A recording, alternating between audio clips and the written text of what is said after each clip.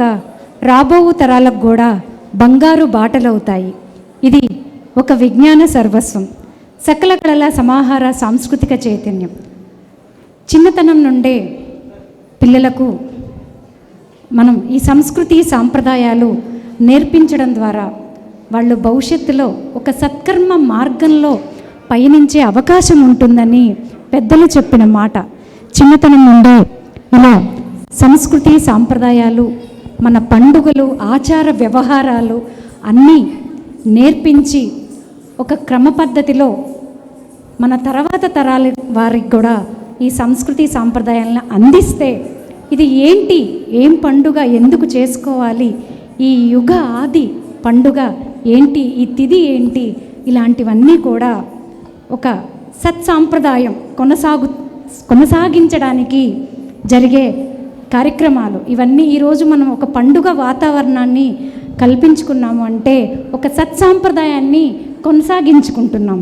అటువంటి ఈ సత్సాంప్రదాయాన్ని కొనసాగిస్తున్నాం మానవతా స్వచ్ఛంద సేవా సంస్థ వారికి, కమిటీ మెంబర్స్ అందరికీ, సభ్యులందరికీ, ఈరోజు ఇక్కడ వచ్చిన వాళ్ళందరికీ మరొక్కసారి ధన్యవాదాలు.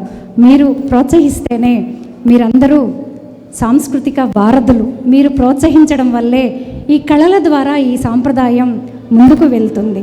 ఎందుకంటే ఎవరికి తోచిన విధంగా వారు ఈరోజు కార్యక్రమాలు, ఈరోజే కాదు ఏవైనా దైవ సంబంధిత కార్యక్రమాలు, పండుగ కార్యక్రమాలు చేసుకుంటూ ఉంటారు.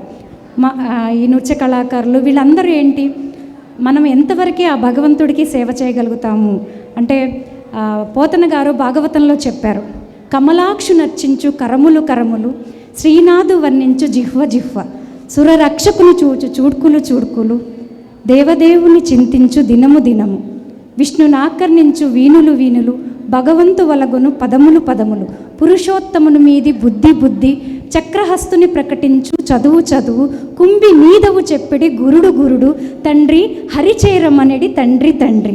అంటే ఎవరికి తోచిన విధంగా మనం కనులతో చూచిన, కాళ్ళతో నర్తించిన, మనసులో మనం మదిలో ఒక మంచి అనుకున్నా కూడా ఇదంతా కూడా భగవత్ కార్యక్రమం, అలాగే ఒక సత్సాంప్రదాయ కార్యక్రమం.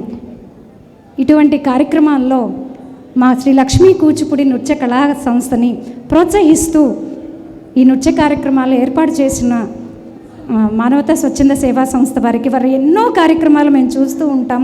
ఒకటి కాదు, రెండు కాదు, నిర్విరామంగా చేస్తూనే సేవా కార్యక్రమాలు నిర్విరామంగానే చేస్తూ ఉన్నారు. ఎంతో ఓపికగా, ఎంతో క్రమ పద్ధతి, ఎంతో నిబద్ధతతో వారు ఆ కార్యక్రమాలన్నీ చేస్తూ ఉంటే అసలు ఇన్ని సేవా కార్యక్రమాలు చేస్తున్నారు, ఎలా చేస్తున్నారని ఒకలాంటి అసూయ కూడా వచ్చేస్తుంది. ఎందుకంటే ఇంత పుణ్యం ఎలా వాళ్ళందరూ మూటగట్టేసుకుంటున్నారు, అయ్యో మనం కూడా పాలు పంచుకోలేకపోయామని ఒక తలంపు మనలో వచ్చే విధంగా వారి సేవా కార్యక్రమాలు చేయడం చాలా గొప్ప విషయం. మీరు ఒక్కసారి చప్పట్లతో వారిని అభినందించాలి. Thank you. అలాగే తదుపరి అంశం నృత్య కార్యక్రమాల్లో తదుపరి అంశం భక్త ప్రహ్లాద నృత్యాంశాన్ని మా చిరంజీవులు మీ ముందు ప్రదర్శించడానికి సిద్ధంగా ఉన్నారు. మరొకసారి మీరు చప్పట్లతో పిల్లల్ని ఆశీర్వదించాలి. Thank you.